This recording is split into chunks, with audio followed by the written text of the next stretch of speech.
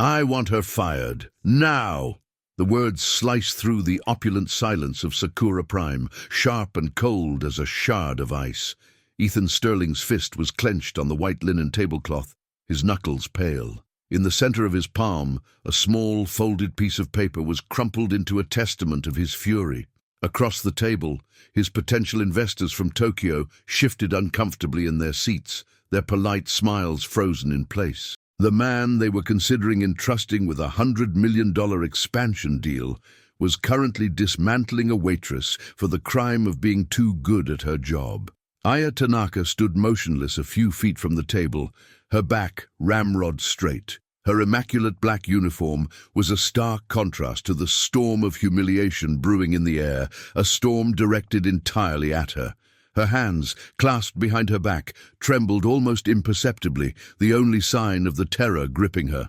She kept her head held high, her gaze fixed on a point just beyond Ethan's shoulder, a silent refusal to be broken. "Mr. Sterling, please," the restaurant manager, Mr. Nakamura, whispered, bowing so low his forehead nearly touched the polished mahogany floor. "I am so terribly sorry for any offense. 1,000 apologies." Ethan didn't even look at him. His eyes, the color of cold steel, were locked on Aya. "Don't apologize to me. Apologize for hiring someone who thinks it's her place to correct a customer." He flicked the crumpled note onto the table. "I order in what I assume is your native language as a sign of respect, and this is what I get in return?" He gestured at the note with disgust, a condescending lecture on the sincerity of the heart, written like a goddamn philosopher-poet. "I'm here to close a deal, not to be schooled by the waitstaff." Richard Vance, Ethan's partner and the only man in the room who dared call himself his friend, placed a placating hand on Ethan's arm. "Ethan, take it easy. It's just a note. The girl made a mistake." "A mistake?" Ethan's voice dropped to a menacing growl, far more terrifying than a shout. "She heard me make a comment to my guests about her service. She heard it, and instead of apologizing, she chose to challenge me. She chose to embarrass me in front of my associates with this calligraphy." He spat the last word as if it were poison.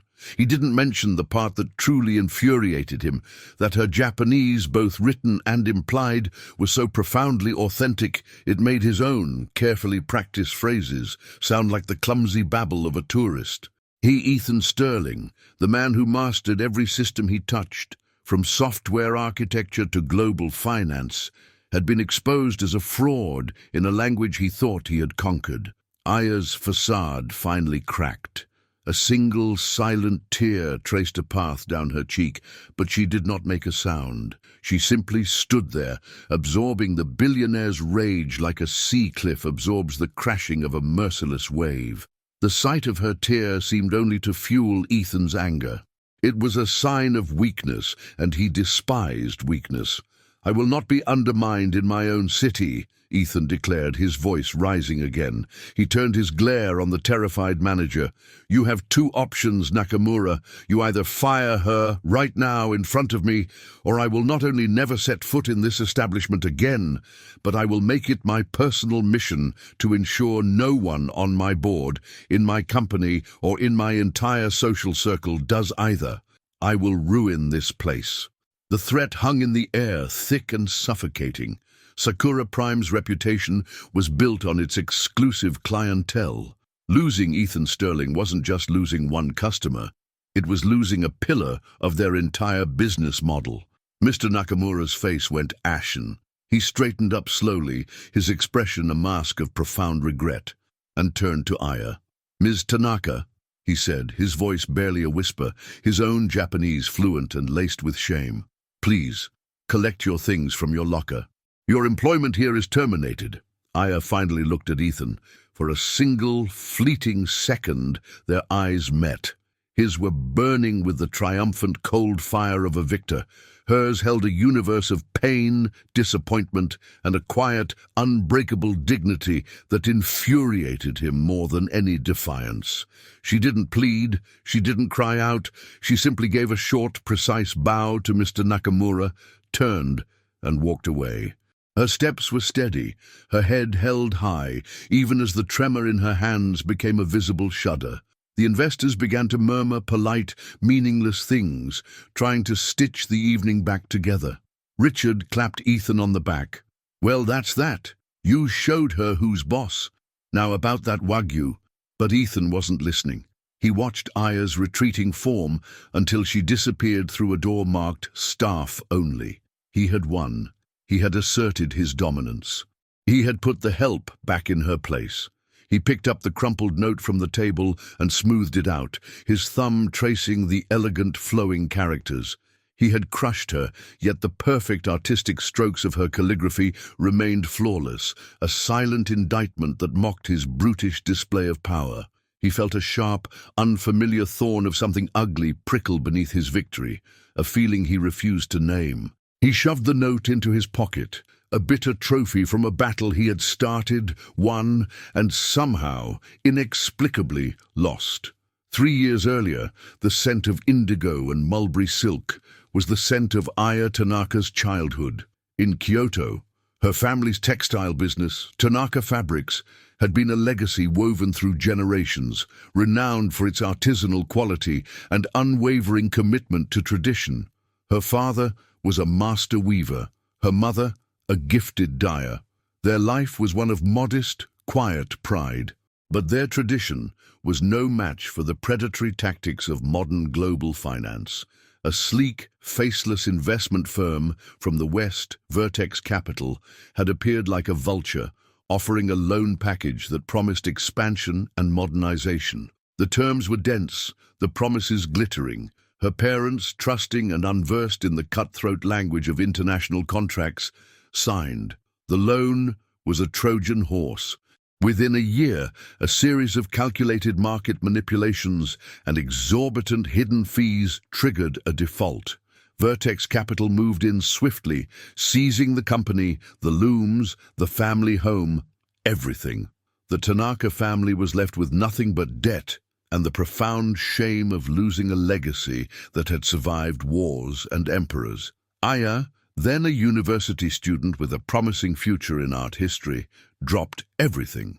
With her parents' health failing under the strain and her younger brother Kenji diagnosed with a congenital heart defect that required specialized, impossibly expensive treatment, the burden fell on her. America was the only option. New York City, a place of brutal odds and desperate hopes, was where the required surgeons practiced. She arrived with a small suitcase, a student visa she struggled to maintain, and a crushing weight of responsibility. She took any job she could find, her art history degree useless in a world that demanded rent and paid for medical consultations in cash. She worked as a cleaner, a barista, and finally, as a waitress at Sakura Prime, a high-end Japanese restaurant where her innate grace and fluency in her native tongue were, for a time, an asset. She sent every spare dollar home to Japan and to the savings account for Kenji's future surgery, a mountain of money that seemed to grow smaller with every bill that arrived. She was unaware that her employment at this specific restaurant was no accident. The man she knew as her father's kindest American business partner, a man who had visited their Kyoto workshop and praised their artistry, Richard Vance, had orchestrated it all. Vertex Capital was his secret, a shell corporation he used to strip assets from vulnerable businesses. The destruction of Tanaka Fabrics had been one of his most profitable and ruthless ventures. When he learned that the daughter of the family he'd ruined was in New York, a loose end he couldn't afford, he saw an opportunity not to help, but to bury his connection forever. He knew his partner, Ethan Sterling, frequented Sakura Prime. He knew Ethan's explosive arrogance and his particular pride in his flawless Japanese. It was a simple, cruel equation. He recommended the restaurant to a colleague he knew would bring Ethan along, planting the seed. All he had to do was wait for Ethan's ego to collide with Aya's quiet dignity. He was certain Ethan would do the dirty work for him, getting her fired and pushing her deeper into the anonymous poverty of the city, far away from anyone who might ever connect her back to him. The night it happened, Aya had recognized Ethan Sterling from the business magazines she sometimes read during her breaks. She saw the condescending smile, the practiced air of a man performing culture rather than appreciating it. When he addressed her, his Japanese was technically perfect but soulless, each word a pre-packaged commodity. It was the Japanese of a man who memorizes phrases to impress, not to connect. She did her job as she always did, with quiet efficiency and deep, ingrained respect for the customs of service. She did not fawn or flatter, as that was not her way. His sarcastic comment to his guests, loud enough for half the dining room to hear, was a deliberate, public humiliation. It was a petty cruelty she had endured from countless wealthy patrons before. But this time, something in his casual disdain, in the way he dismissed her as an inferior prop in his business theatre, struck a nerve. The note was not an act of insubordination. It was a quiet, desperate plea to be seen as a human being. A simple, elegant reminder that respect was a currency of the heart, not the tongue. She had hoped naively that a man of his supposed worldliness might understand the nuance. Instead, he understood only the perceived challenge to his authority. His reaction was immediate and absolute. Consumed by a narcissistic rage, Ethan Sterling saw not a struggling young woman, but an obstacle to his own self-importance. In that moment, by demanding her job, he ceased to be a mere customer and became the final crushing blow in the systematic destruction of her life, the unwitting executioner of Richard Vance's silent, devastating war. The days following the incident at Sakura Prime were a downward spiral for Aya. The loss of her job was not just a professional setback, it was a catastrophic blow to her family's survival. Her meager savings, once a lifeline, now evaporated with terrifying speed. The first eviction notice appeared on her door, its stark red letters a brutal reminder of her new reality. She began rationing her food, skipping meals so she could afford the cheap instant noodles that would have to sustain her. But her own hunger was a dull ache compared to the sharp, stabbing fear she felt for her brother. Kenji's doctor called with a grave tone, explaining that his condition was worsening. The experimental treatment he needed had a spot opening up, a small miracle, but it required a down payment of $20,000. $20,000 might as well have been 20 million. The mountain she had been trying to climb had collapsed into an avalanche, burying her in an avalanche of despair. She found a new job, a grueling under-the-table position washing dishes in a grimy restaurant kitchen in Queens, where the pay was a fraction of what she had earned before, and the hours were twice as long. Her hands, once skilled in the delicate art of calligraphy, became raw and chapped, the smell of grease and bleach clinging to her skin. The city, once a beacon of hope, now felt like a prison of concrete and indifference, its towering skyscrapers mocking her shrinking world. Ethan, meanwhile, moved on, or he tried to. He had expected the incident to fade into a trivial, forgotten annoyance. But the ghost of Aya Tanaka, her silent dignity, her unyielding gaze, haunted him. The crumpled note remained in the pocket of his suit jacket, a persistent, crinkling reminder of his own brutish behavior. He mentioned the firing to Richard Vance over a game of squash, expecting his friend to validate his actions with a familiar, cynical laugh. Richard didn't disappoint. "You did what you had to do, Ethan," he said, slamming the ball against the wall. "She was out of line. You can't let people like that walk all over you. It shows weakness." He then skillfully steered the conversation toward a new business acquisition, a predatory move on a struggling tech firm, a subject he knew would ignite Ethan's killer instinct and distract him from any lingering guilt. Richard was a master manipulator, not just of markets, but of men. He watched Ethan closely, relieved to see his partner's focus shift back to the familiar amoral world of corporate conquest. He had successfully used Ethan's arrogance as a weapon, and now he was carefully burying the evidence, ensuring the embers of Ethan's conscience never had a chance to catch fire. But the embers were still there, glowing faintly in the dark.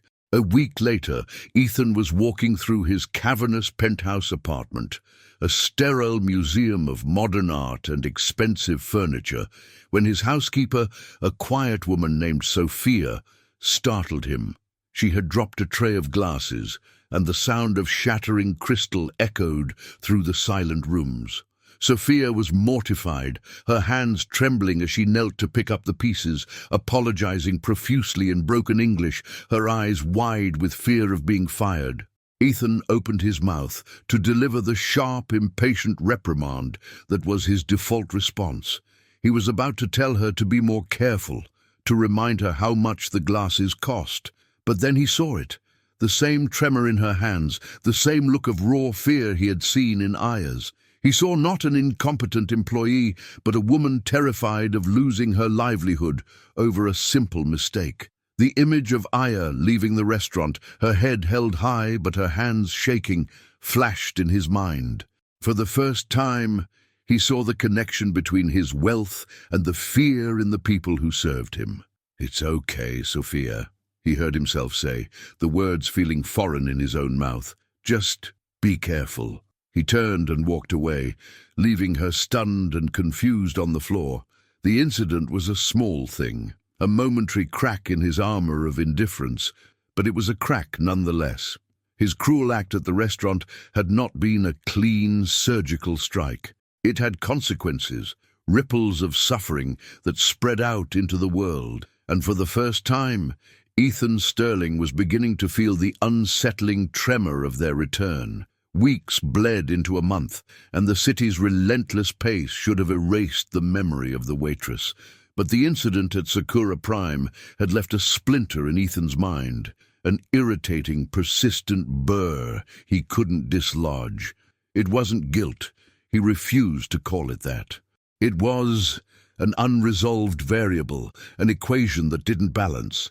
He had asserted his power, and yet he felt no lasting satisfaction. The image of her dignified defiance was more enduring than his momentary triumph. One crisp Saturday afternoon, seeking a distraction, he found himself wandering through a minimalist art gallery in Chelsea. He moved past abstract sculptures and jarring canvases with a practiced air of detached appreciation. The art, nothing more than another asset class to be evaluated. Then he saw it. On a stark white wall, illuminated by a single spotlight, was a piece of calligraphy. It was a single kanji character, Michi, Dao, meaning path or way, brushed onto handmade washi paper. But it was the style that made him freeze, his blood turning to ice in his veins. The powerful, fluid strokes, the perfect balance of strength and grace, the almost imperceptible flourish at the end of a line, it was identical to the handwriting on the note, unmistakably, terrifyingly the same. He stood before it for a long time, the low hum of the gallery fading into silence. The note had been an insult, a piece of trash he had crumpled in his fist. But here, framed and revered, it was art. It was worth thousands of dollars. His perception of the event tilted on its axis. He had fired a disposable service worker, a nobody, but the artist who created this possessed a skill, a mastery that he, with all his billions, could never purchase. He had destroyed a life not out of principle, but out of ignorance. He felt a hot flush of shame, so potent it made him dizzy. It was the same feeling he'd had at the restaurant, the humiliation of being exposed as culturally inferior, but now it was magnified 100-fold. He had not just been wrong, he had been a fool. He found the gallery's curator, a chic woman with severe black glasses. "The calligrapher," Ethan said, his voice strained. "The one who did the piece in the main hall." "Who is it?" The curator smiled. "A fascinating new talent. They exhibit anonymously under the pseudonym Kazan. All we know is that it's a young Japanese artist living here in the city. The signature is always the same." She pointed to the small, stylized flower discreetly placed in the corner of the piece, a detail he now remembered from the note. "It's the artist's family crest, I believe. A type of camellia. The demand for Kazan's work has been astonishing." Ethan stared at the signature, a delicate, almost secret symbol. a family crest. This wasn't just a random artist. This was someone with a history, a lineage, someone whose family pride was tied up in this very art form. The pieces of the puzzle began to shift in his mind, forming a picture he did not want to see. The waitress wasn't just a waitress. She was an artist. She was the daughter of a family with a legacy. He had not merely taken her job, he had, in his blind arrogance, spat on her heritage. The seed of doubt, planted by her tear-streaked face and trembling hands, had finally taken root, watered by the undeniable proof of her talent. He was still the powerful Ethan Sterling on the outside, but inside, his fortress of self-assurance was beginning to crack. It was just a fissure, but it was enough for the truth to begin seeping in. What would you have done if you were in his shoes, faced with the art that proved your cruelty was born from ignorance? Would you have walked away, or would you have been forced to confront the man you had become? The art piece was a catalyst. The elegant kanji, hanging in the sterile silence of the gallery, had done more to unravel Ethan Sterling than any boardroom battle ever could. The question of who the artist was, of who Aya Tanaka really was, became an obsession that gnawed at the edges of his orderly, controlled world. He could no longer dismiss the incident as a simple HR matter. It was a personal failure, a colossal misjudgment, and his ego demanded that he understand its full scope. He returned to his office that Monday, not as a titan of industry, but as a man haunted by a ghost of his own making. He closed the door to his glass-walled office, shutting out the panoramic view of the city he owned, and did something he hadn't done in years. He conducted his own investigation. The first step was discreet. He didn't want Richard or anyone else knowing about his sudden, inexplicable interest in a fired waitress. He used a private encrypted computer and a VPN, tools he typically reserved for sensitive corporate espionage, to search for her. But Aya Tanaka was a common name. Sifting through the digital noise for the right one, a waitress and artist in New York, yielded nothing. It was like searching for a single grain of sand on a vast beach. Frustrated, he changed tactics. He needed someone off the books, someone invisible who could navigate the city's underbelly. He remembered a name from a few years back, a former detective named Frank Miller, a man who had done some delicate work for his firm, finding information that wasn't readily available through legal channels. Miller was expensive, efficient, and most importantly, silent. Ethan made the call from a burner phone. "I need you to find someone," he said, his voice clipped and impersonal. "Her name is Aya Tanaka. She was a waitress at Sakura Prime until about a month ago. I want to know everything. Where she lives, her family situation, her background, everything. And Frank," he added, his voice dropping, "no one can know you're working for me. This is between us." While Miller began his methodical search, Ethan started his own, more subtle inquiries. He began paying attention to the people who moved silently through his life, the staff he had always treated as invisible extensions of the furniture. He started a conversation with his driver Miguel, a man who had been with him for a decade, but whose life story he had never once considered. "Miguel," he asked one morning, trying to sound casual, "do you ever feel unappreciated?" Miguel, startled by the personal question, glanced at him in the rearview mirror. "Mr. Sterling," he said carefully, "I have a job. I feed my family. That is appreciation enough." The simple, direct honesty of the answer struck Ethan. For Miguel, it wasn't about praise or recognition, it was about survival. A job wasn't a matter of pride or status, it was the fragile barrier between his family and destitution. His next target was Sophia, the housekeeper. A few days after the incident with the broken glasses, he found her in the kitchen, carefully polishing silverware. He leaned against the marble countertop. "Sophia, your English is very good. Where did you learn?" She flinched, expecting a criticism. "I take classes at night, sir, at the community college." He nodded slowly. "That must be difficult after working all day." She looked at him, suspicion in her eyes, before answering. "It is necessary, sir, for a better life for my son. A family." A whole universe of hopes and struggles he had never bothered to see. He had seen only a function, a pair of hands to clean his home. In the past month, he had fired a woman from her job over a piece of paper, and his housekeeper was working herself to the bone in the hopes that her son wouldn't have to do the same. The quiet investigation was no longer just about Aya. It was becoming an investigation into the lives of the people his own existence depended on, lives he had willfully ignored. A week later, Miller's first report arrived. It came in a plain manila envelope, delivered by a nameless courier. Ethan waited until he was alone, the city lights twinkling below him like a galaxy of distant, unknowable stars. He opened it. The report was concise, factual, and brutal. It contained Aya's last known address, a rundown apartment in a bad part of Brooklyn. It detailed her student visa status, her precarious legal right to remain in the country. And it mentioned her family, an elderly mother and father in Kyoto, and a younger brother, Kenji, who was on a waiting list for a heart transplant at New York Presbyterian. The words heart transplant seemed to leap off the page. This wasn't just about a lost job. This was about life and death. His petty, ego-driven act had potentially jeopardized a young man's chance to live. The foundation of his self-righteous anger didn't just crack, it shattered. He felt a profound, sickening lurch in his stomach, the feeling of a man looking down from a great height and realizing he is standing on nothing.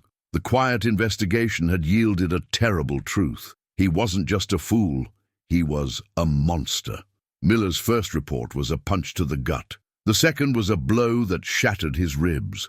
It arrived the same way as the first, in a plain manila envelope, but its contents were exponentially more devastating. Ethan opened it with trembling hands, a cold dread spreading through his chest. The first page was an update on Aya's situation. She had been evicted from her apartment and was now living in a shelter in a rough neighborhood, sharing a room with 3 other women. She had picked up a second job, cleaning offices through the night. The report included a grainy, long-lens photograph of Aya emerging from an office building at dawn, her face etched with exhaustion, her shoulders slumped beneath an invisible weight. The image hit him with the force of a physical blow. This wasn't misfortune, it was a sentence he had passed down, but it was the second part of the report that blew Ethan's world apart. Miller, following the trail of Aya's family's failed business, had unearthed the original sin. The investigator detailed the history of Tanaka Fabrics in Kyoto and its sudden, catastrophic financial ruin. The name of the investment firm that had driven them under was Vertex Capital. The name was vaguely familiar to Ethan, one of many shell companies that operated in the shadows of the financial world. Miller, however, hadn't stopped there. He followed the money, tracing it through a web of offshore corporations and secret bank accounts, a labyrinth designed to obscure the true owner. And at the end of that labyrinth, he found a name that made Ethan's blood run cold and the air leave his lungs in a rush. The sole owner of Vertex Capital, the architect of the Tanaka family's destruction, was none other than Richard Vance. The pieces clicked into place with a horrifying, sickening clarity. It was no coincidence that Richard had guided him to that restaurant. It was no accident that he had validated Ethan's anger, egging him on. Richard had known who Aya was all along. He saw her not as a waitress, but as a loose end, a living threat who could one day connect his gilded New York life to the ruin of a family in Kyoto. He had used Ethan. He had turned his best friend's arrogance into a weapon to deliver the killing blow, to push Aya so far into despair that she would never have the chance to be heard. Ethan's sarcastic comment, his selfish rage, his cruel demand for her job, it had all been part of Richard's script. Ethan hadn't been the protagonist of his own power play. He had been a pawn, a stupid, blind puppet in his friend's sordid masterpiece. Ethan stared out of his office window, but didn't see the city. He saw the betrayal in its many guises. Richard's backpatting reassurances, his cynical advice, the easy camaraderie built on a foundation of lies. The man he considered his only friend had manipulated him in the most intimate, destructive way possible, exploiting his very worst flaws for his own nefarious ends. The shame he felt for his cruelty toward Aya was suddenly eclipsed by a purifying, white-hot rage. A rage as cold and precise as a surgeon's scalpel. He had been a fool, yes, but his blindness was a mistake born of arrogance. What Richard had done was an act of calculated evil, a betrayal so profound it rewrote every interaction they had ever had. Ethan Sterling's world, built on the certainty of his own control and intelligence, crumbled in an instant. And from the wreckage, a new man began to emerge, a man no longer interested in proving his worth, but in settling the score. He picked up the phone, not to call his lawyer, but to call the organizer of the company's annual charity gala, scheduled for the following night. The event where Richard Vance was slated to receive an award for philanthropy. The revelation had come, not as a seed of doubt, but as an atomic bomb, and Ethan Sterling was about to detonate it in the center of Richard's universe. The grand ballroom of the Plaza Hotel was a sea of black ties and glittering diamonds, the air thick with the scent of expensive perfume and self-congratulation. On stage, Richard Vance stood basking in the warm glow of the spotlight, a heavy crystal award in his hand. He was delivering a practiced, humble speech about corporate responsibility and giving back to the community, his voice smooth and reassuring. He was the picture of philanthropic grace. In the back of the room, Ethan Sterling watched the performance on a monitor, his heart pounding a steady, cold rhythm against his ribs. He felt a profound sense of detachment, as if he were watching a film of his own life. He gave a quiet nod to the audio-visual technician, a man he had paid a very large sum of money to earlier that day. "And so," Richard said, his smile radiating sincerity, "it is with immense pride that I accept this award, not for myself, but on behalf of a company that believes in building a better world." "A better world?" Ethan's voice boomed through the ballroom speaker system, sharp and amplified. A feedback screech made everyone wince. The spotlight operator, confused, swung the light away from Richard, searching for the source of the interruption. Ethan stepped out of the shadows and walked calmly toward the stage, a microphone in his hand. A hush fell over the crowd. Richard froze, his smile faltering as he saw the look on Ethan's face, a look of icy, implacable fury. "Building a better world, Richard?" Ethan repeated as he climbed the stairs to the stage.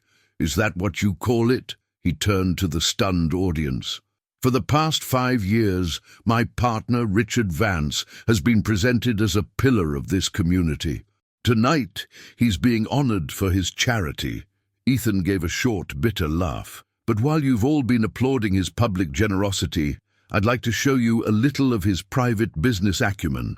On the massive screen behind the stage, where a smiling photo of Richard had been moments before, a new image appeared.